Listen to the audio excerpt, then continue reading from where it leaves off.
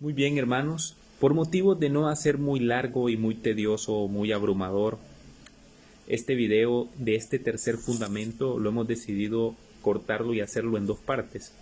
Así que esta sería la segunda parte y en esta vamos a continuar exponiendo y explicando este tercer fundamento que llamamos los decretos divinos. Ahora, ya vimos anteriormente cómo Dios ha ordenado, cómo Dios ha decretado las épocas, cómo Dios mismo las ha establecido, cómo Él ha constituido todo lo que sucede. Pero ahora aquí deberíamos traer a colación una pregunta. Y creo que esta pregunta puede surgir en cualquier momento. Y es esta pregunta muy importante. ¿Cómo conoce Dios el futuro con certeza? ¿Cómo conoce Dios el futuro con certeza? Hay una gran y muy buena y considerable cantidad de cristianos que dirían que Dios conoce el futuro con certeza porque Dios tiene una facultad mental que le permite ver el futuro e investigar cuáles eventos van a pasar. Muchos responderían eso. Bueno, Dios conoce con certeza todo lo que va a suceder porque Dios tiene una facultad mental que le permite ver el futuro y investigar cuáles eventos van a pasar. Es como si tuviera Dios un gran telescopio para observar el futuro. Entonces Dios forma luego sus planes a base de esta presciencia, como le llaman, esa es la teoría de la presciencia. Esta teoría se llama concepto, o el concepto de la presciencia. Esta es la opción que multitudes de cristianos creen hoy en día. Una gran cantidad de creyentes, una gran cantidad de cristianos sostienen esta teoría de que Dios ve hacia los corredores del tiempo, Él está como un observador pasivo viendo qué es lo que va a suceder y entonces como Él vio qué era lo que iba a suceder, entonces ya Dios definió, Dios decidió que eso era lo que iba a suceder, pero fue porque Dios lo decidió, no porque Él lo define. Es cierto, amados, que esta palabra presciencia, este término teológico presciencia aparece en la Biblia, no hay duda, no nos cabe duda, aparece en la Biblia, es escriturario. Pero interpretándola en términos de una mera observancia o observación pasiva, esa sería una definición defectuosa del término.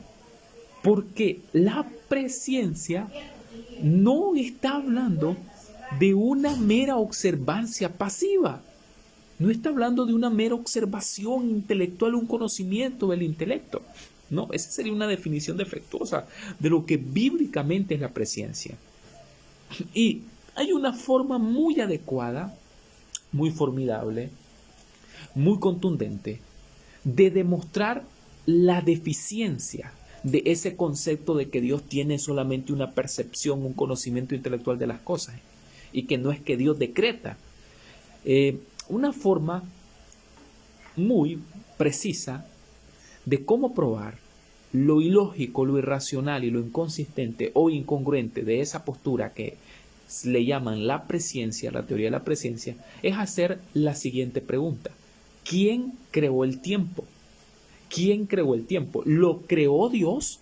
¿Creó Dios el tiempo? ¿O es el tiempo algo que Dios descubrió por casualidad en el transcurso de la eternidad? ¿Creó Dios el tiempo? ¿Dios es el creador del tiempo? ¿Dios es quien dio origen al tiempo? ¿O es que Dios descubrió, como dicen ellos, de la presciencia que Dios ve primero, luego crea, luego hace las cosas, luego decide? Entonces, ¿o es que Dios descubrió en el transcurso de la eternidad el tiempo? Claro que no, Dios creó todas las cosas. Y si Dios creó todas las cosas, entonces Dios también es el creador del tiempo. Y si es el creador del tiempo, también es el creador de los acontecimientos que ocurren en el tiempo. Si Dios es el creador del tiempo, también es el creador de los momentos que ocurren, de los acontecimientos, de los eventos, de todo aquello, de toda la historia que ocurre dentro del tiempo. Es el creador de todo lo que sucede en el universo, en el mundo. Si negamos esto, si rechazamos esto, si negamos esto, estamos afirmando que Dios creó el universo sin ningún propósito. o sin saber lo que Él estaba creando. O sea, que Dios creó el mundo así porque sí. Dios lo creó y ya estuvo. Dios solo creó al principio todo y luego lo abandonó, lo dejó casi cerca de la postura deísta, donde Dios es como un relojero que simple y sencillamente crea el reloj y después se va y lo abandona y lo deja ahí funcionando. No, la Biblia habla de un Dios trascendente que es más allá que su creación, porque Él es omnipotente, Él tiene todo poder. Nosotros tenemos una fuerza, un poder limitado, pero también es inmanente. Dios interactúa con su creación y todas las cosas se mueven por Él. Todas las cosas se mantienen en movimiento por Él. Santo Tomás de Aquino, año 1225 a 1274, dentro de las 5 vías de Tomás de Aquino para probar la existencia o la realidad de Dios, la primera vía de Tomás de Aquino señalaba un punto muy importante, y es que Dios es el primer motor inmóvil. Mientras que todas las criaturas son contingentes y dependen de otras para estar en movimiento, Dios no depende de ninguna. O sea, Dios es la causa primera, Dios es la causa de todos los demás efectos y de todas las demás causas, y Él es la causa no causada. Él no es un Dios reaccionario, a eso también llamamos aceidad. Dios es autocontenido, Dios no depende, Dios no es derivado, Dios no es sustentado por ningún otro ser. Él sustenta, Él da vida y aliento a todas las cosas. Como Romanos capítulo 11, versículo 34-36 lo dice. O sea, ¿quién le ha dado algo a Dios para que Él le retribuya? ¿Quién le va a dar consejo a Dios si Él es la fuente, la sabiduría, la fuente, el conocimiento, la fuente de toda la existencia? Verso 36, porque todas las cosas son de Él, por Él y para Él. A Él sea la gloria por los siglos de los siglos. Entonces, esa teoría es deficiente, atienta contra la independencia, contra el atributo, perfección de la aceidad de Dios. Dios no es un Dios reaccionario. Dios no reacciona a los eventos del tiempo. No es el tiempo no afecta a Dios, el espacio no afecta a Dios, la materia no afecta a Dios. Las criaturas no forman cataclismos en el cielo. No, Dios es la causa de todas las cosas. Su gran decreto soberano es la causa de todas las cosas en el universo. Por eso es que si negamos que todas las cosas vendrán en la gran voluntad de Dios soberana, entonces habremos caído en una especie de deísmo práctico, o tal vez nos estaremos apartando de un concepto coherente, lógico y bíblico dentro de las Escrituras, y tendremos a un universo que ha sido creado pero sin ningún propósito, y que Dios no sabía realmente lo que estaba creando. La única opción que queda es el concepto de los decretos soberanos de Dios. Es la única opción que tenemos. Dios conoce el futuro, y esta sí es la respuesta positiva, esta es la respuesta correcta. ¿Cómo Dios conoce el futuro con certeza? Aquí respondemos, Dios conoce el futuro porque la realidad es producto de su voluntad. El futuro no es algo que Dios prevé, es algo que ha creado. La presencia de Dios es simplemente su propio entendimiento de sus propósitos. La presencia de Dios es simplemente su propio entendimiento de sus propósitos, que ningún poder en el universo puede alterar.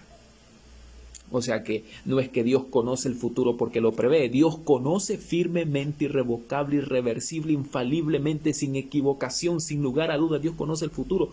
Dios conoce de eternidad a eternidad todo lo que va a pasar. No porque lo prevé, sino porque Él mismo lo ha orquestado, Él mismo lo ha ordenado. Él lo ha predeterminado. La presencia de Dios, amados hermanos, es simplemente su propio entendimiento de sus propósitos, que ningún poder en el universo puede alterar. La Biblia entera y la experiencia personal de los creyentes son testimonio de la veracidad de los 3 principios que ya hemos expuesto: la omnipotencia, la omnisciencia de Dios, la inmutabilidad de Dios y los decretos divinos. 3 principios elementales, pero sumamente importantes para poder comprender al Dios de la Biblia y así también llegar a una muy buena comprensión acerca de la salvación, porque la salvación ha sido diseñada por Dios. Y para poder nosotros entender el diseño de esta salvación, necesitamos primero conocer al diseñador de esta obra. Necesitamos conocer al constructor de esta obra, al ingeniero, a todo, al arquitecto, constructor de esta obra. Lo necesitamos. Necesitamos comprender quién es Dios. Toda la realidad, concluimos, toda la realidad, según la Biblia, es producto de decretos divinos hechos antes de la creación del mundo. Sus decretos son inmutables, inalterables, no cambian, no varían. Sus decretos son firmes, fijados. No pueden ser ni cambiados ni resistidos. El hombre, los ángeles y los demonios están limitados a lo que Dios les permite hacer. Todo forma parte de un gran plan, del gran plan de Dios que resultará para su gloria. Así que podemos tener seguridad, fortaleza en la aflicción y en los momentos de prueba y en los momentos de tensión y de dolor, sabiendo que Dios tiene en sus manos todas las cosas y que Él no solo las conoce, sino que las ha ordenado y que su voluntad es agradable, es buena y perfecta.